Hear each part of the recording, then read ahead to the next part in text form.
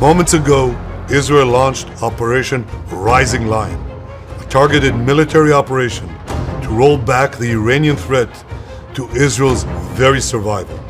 This operation will continue for as many days as it takes to remove this threat. Israel के Iran पर जल्द हमला करने को लेकर आशंका थी, लेकिन इजराइल ने आखिरकार वह कदम उठा ही लिया। इजराइल ने ईरान की राजधानी तेहरान पर हमला किया। इजराइल ने शुक्रवार को बयान जारी करते हुए कहा कि उसने ईरान पर हमला किया है। वहीं ईरानी मीडिया की ओर से भी कहा गया कि तेहरान में विस्फोटों की आवाज़ सुनाई दी। इजराइल ने कहा कि वह तेहरान द्वारा मिसाइल और ड्रोन हमले की आशंका के चलते देश में आपातकाल घोषित कर रहा है। हमले में ईरान के चीफ ऑफ स्टाफ मारे गए हैं। हालांकि इस दावे को लेकर अभी तक आधिकारिक पुष्टि नहीं हुई है। मीडिया रिपोर्ट में बताया गया कि इजराइल की वायुसेना ने दर्जनों स्ट्राइक की, जिसमें ईरान की मिसाइल और परमाणु ठिकानों को भी निशाना बनाया गया।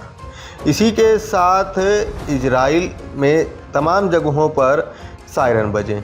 इजराइल के रक्षा मंत्री काट्स ने पूरे देश में स्पेशल स्टेट ऑफ इमरजेंसी लागू कर दी है। आपको बता दें कि एहतियातन यह कदम उठाया गया है। ट्रंप ने जताई थी आशंका। आपको बता दें कि अमेरिका के राष्ट्रपति डोनाल्ड ट्रंप ने गुरुवार को कहा था कि ईरान के परमाणु कार्यक्रम को लेकर उस पर इजराइल हमला कर सकता है। ट्रंप ने अमेरिका के राष्ट्रपति के आधिकारिक आवास एवं कार्यालय व्हाइट हाउस में संवाददाताओं से कहा था कि मैं यह नहीं कहना चाहता कि यह आसन है, लेकिन मुझे लगता है कि यह हो सकता है।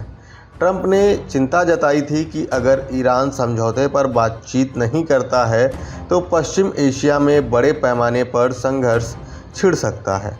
उन्होंने कहा कि वह ईरान से समझौता करने के लिए आग्रह करते रहेंगे। वहीं इस बीच इजराइल में भी अलर्ट देखा जा रहा है। काट्स का कहना है कि ईरान पर इजराइल की एयर स्ट्राइक के बाद यह आशंका है कि नज़दीकी भविष्य में इजराइल और उसकी जनता पर मिसाइल या ड्रोन अटैक हो। इजराइल ने अपने हवाई क्षेत्रों को बंद कर दिया है।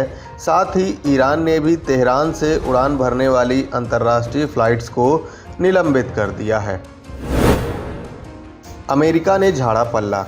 अमेरिका के विदेश मंत्री मार्को रूबियो ने कहा कि इजराइल के एक्शन में अमेरिका शामिल नहीं है। साथ ही उन्होंने तेहरान से अपील की कि क्षेत्र में अमेरिकी हितों व कर्मियों को निशाना न बनाया जाए।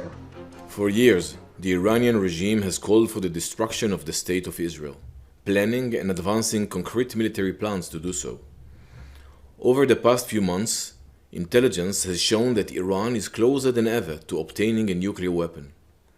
This morning, the IDF began preemptive and precise strikes targeting the Iranian nuclear program in order to prevent the Iranian regime's ability to build a nuclear bomb in the immediate time frame.